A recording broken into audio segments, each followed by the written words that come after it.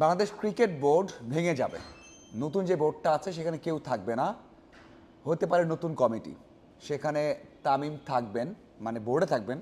সভাপতি হবেন কি হবেন না পরের বিষয়, হতে পারেন, সম্ভাবনা বেশি। আগের ভিডিওতে আমি বলেছি। এরপর সাকিব ব্যাক করবেন, সাকিব আল হাসান বাংলাদেশ ক্রিকেটে ব্যাক করবেন, শতভাগ নিশ্চিত। খেলবেন, দল গোছাবেন, দলকে সামনের দিকে নেওয়ার চেষ্টা করবেন, সেটাও নিশ্চিত। আরও একটা বড় নাম আছে বাংলাদেশ ক্রিকেটে, আরও একটা বড় নাম, যে নামটাকে সবাই চেয়েছে এর আগে, কোনো সময় মেন্টর হিসেবে, কোনো সময় আবারও ক্যাপ্টেন হিসেবে, কোনো সময় ক্রিকেট বোর্ডের কোনো ভূমিকাতে, আবার বিসিবির সভাপতি হবেন সেই আলোচনাও ছিল। বুঝতেই পারছেন কার নাম বলছি, তিনি মাশরাফি বিন মুর্তজা। তার আলোচনা এখন নেই, একেবারে নেই। কিন্তু কিছু জায়গাতে অবশ্যই বলতে হবে, যখন এর আগে আলোচনা হয়েছে, আমিনুল হক বলেছেন, এখন প্রতিমন্ত্রী হয়েছেন ইশরাক, তিনিও বলেছেন যে ক্রিকেটাররা অথবা ক্রীড়াঙ্গনে যারা আছেন, যাদের বিপক্ষে হয়রানিমূলক মামলা আছে বা হয়রানি করা হয় বা মিথ্যা মামলা আছে, সেইগুলো থাকবে না, একেবারে থাকবে না। তারা যেন একেবারে স্বাভাবিক লাইফটা লিড করতে পারে সেই ব্যবস্থা করা হবে। সাকিব ব্যাক করবেন, তামিম থাকবেন, তামিমের নামে তেমন কিছু নেই, মানে তামিম আসবেন, আর এক লেজেন্ড মাশরাফি মুর্তজা, তাকেও ব্যাক করানো হবে। ক্রিকেট বোর্ডে আসতে পারবেন, আসবেন, যদি আসেন কেমন হবে, খারাপ হবে নাকি এই যে একটা ভঙ্গুর অবস্থা, একটা ভাঙনের সুর, কোনো ধরনের নিয়ম নীতি নেই, চেইন অফ কমান্ড নেই, কিচ্ছু নেই, সেখানে আসতে ভালো হবে না? কোনো জায়গায় হয়তোবা কোচিং স্টাফে, হয়তোবা কোনো একটা বড় রোলে, হয়তোবা নির্বাচক হিসেবে।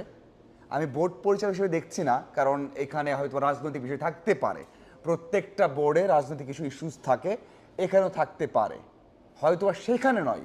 কিন্তু as a cricketer, as a legendary captain, as a বাংলাদেশের বেস্ট ক্যাপ্টেন, বাংলাদেশের ইতিহাসের পাতার অংশ, যাদেরকে সবাই চান, আমরা দেখেছি যে মাহমুদুল্লাহ রিয়াদ, সেখানে তাসকিন অথবা জুনিয়ররা কীভাবে চেয়েছেন, অথবা কোনো একটা রোলে দেখা যাবে কি? খুবই আর্লি হয়ে যায় বলা, খুবই আর্লি হয়ে যায়, কারণ আমরা সবাই জানি যে অনেক নিয়ম নীতি আছে। সাকিবের ক্ষেত্রেও আছে, মাশরাফির ক্ষেত্রেও আছে, যদিও আমরা সবাই জানি যে মাশরাফি দেশে আছেন, দুঃখ প্রকাশ করেছেন এবং ভিডিও বার্তাও দিয়েছেন তার ভূমিকা নিয়ে, আগের যে ঘটনা ঘটেছে সেই সময়, বা যখন তিনি সংসদ সদস্য ছিলেন সেই সময় ব্যাখ্যাও দিয়েছেন, দেশেও আছেন। তাহলে কি হবে? ব্যাক করতে পারবে?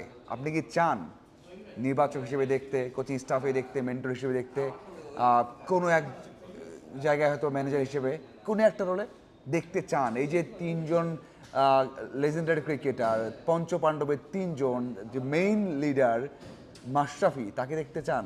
তিনজন, সাথে মুশফিক আছেন, খেলছেন, সাথে মাহমুদুল্লাহ আছেন, ডোমেস্টিক খেলছেন, পাঁচজন আবার সেই আগের পঞ্চপাণ্ডবের বাংলাদেশ।